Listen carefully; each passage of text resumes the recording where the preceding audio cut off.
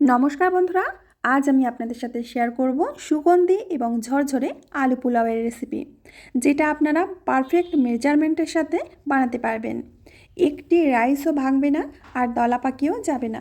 ভীষণই টেস্টি আর চমৎকার লাগবে খেতে। তো এই রেসিপিটা অবশ্যই ট্রাই করবেন।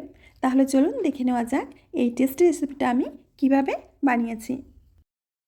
সবার প্রথমে একটা কড়ার মধ্যে দিয়ে দেব জল। এখানে আমি এই কাপটা মেপে 1.5 কাপ জল দিয়ে দিচ্ছি।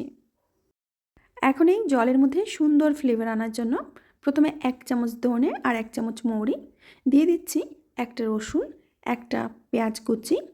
এখন আমরা এর মধ্যে গোটা মশলা অ্যাড করব। 1 চামচ জিরে, লবঙ্গ, জয়িত্রী, স্টারফল, দারুচিনি, বড় এলাচ আর কয়েকটা গোলমরিচ। দিয়ে দেব অল্প একটু ধনেপাতা কুচি। দিয়ে দেব 1 চামচ মতো লবণ। সমস্ত কিছু ভালো করে একটু মিক্স করে নেব। এখন ঢাকনা দিয়ে ঢেকে মিডিয়াম ফ্লেমে 4 থেকে 5 মিনিট জাল করে নেব।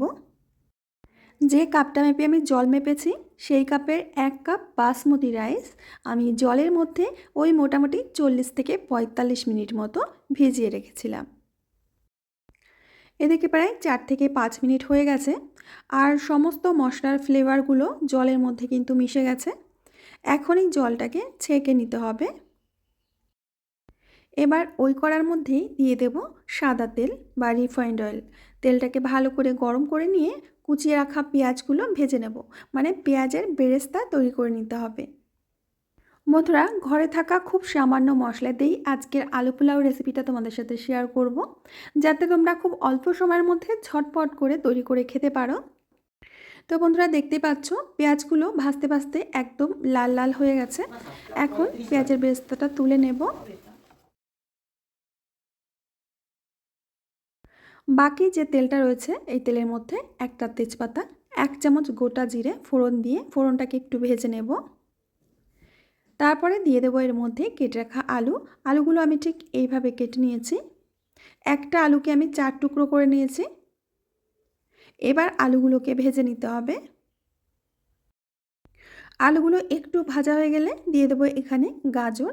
এখানে আমি 2টো গাজর কেটে নিয়েছি একটু বড় বড় করে। এবার আলু আর গাজরটাকে আরও কিছুক্ষণ নাড়াচাড়া করে নেব। এরপর দিয়ে দেব আদা আর রসুন বাটা 1.5 টেবিল চামচ মতো। গ্যাসের আঁচটাকে মিডিয়ামে রেখে আলুর সাথে আদা রসুনটা কষে নিয়ে তারপরে দিয়ে দিচ্ছি 1 চামচ মতো কাঁচা লঙ্কা বাটা। আবারও কিছুক্ষণ কষে নেব। এখন দিয়ে দেব 2টো কেটে রাখা পাকা টমেটো আর 1/2 চামচ মতো লবণ। আবারও সমস্ত কিছু একটু নেড়েচেড়ে নেব। এবার চালগুলো আমি দিয়ে দেব। 1 পাকে রান্না করার জন্য জলের মেজারমেন্টটা অবশ্যই ঠিকঠাক রাখবে। যদি 1 কাপ চাল হয় 1 কাপ চালের জন্য 1.5 কাপ জল দিতে হবে। এবার চালটাকে আলুর সাথে ভালো করে একটু কষে নিতে হবে। মোটামুটি 2 থেকে 2.5 মিনিট মতো কষে নিতে হবে। খুব বেশি সময় নিয়ে কষার কোনো প্রয়োজন নেই। ভালো করে কষা হয়ে গেলে এখন আমরা দিয়ে দেব আগে থেকে ছেঁকে রাখা মশলার জলটা। হালকা হাতে একটু নেড়ে দেব। দিয়ে দেব অল্প একটু বেরেস্তা আর সাথে দিয়ে দেব 1 চামচ মতো গরম মশলা আর 1 চামচ মতো বিরিয়ানি মশলা, অর্ধেকটা লেবুর রস। দিয়ে দেব স্বাদ মতো লবণ আর 1 চামচ মতো চিনি। এবার সব কিছু ভালো করে মিশিয়ে নেব। এবার মিডিয়াম টু হাই ফ্লেমে এগুলো কিছুক্ষণ সেদ্ধ করে নেব। প্রায় 5 মিনিট পর আমি ঢাকনাটা খুলে নিচ্ছি। হালকা হাতে একটু নেড়েচেড়ে মিশিয়ে নিতে হবে। একদম হালকা হাতে কিন্তু একটুখানি নেড়ে মিশিয়ে নিতে হবে।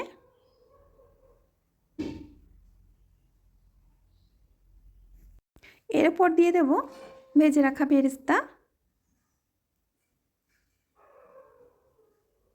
দিয়ে দেব 1 চামচ মতো ঘি।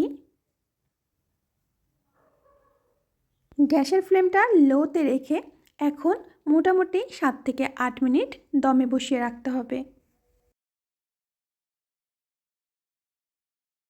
এবার গরম গরম পরিবেশন করুন, খেতে দারুণ লাগবে।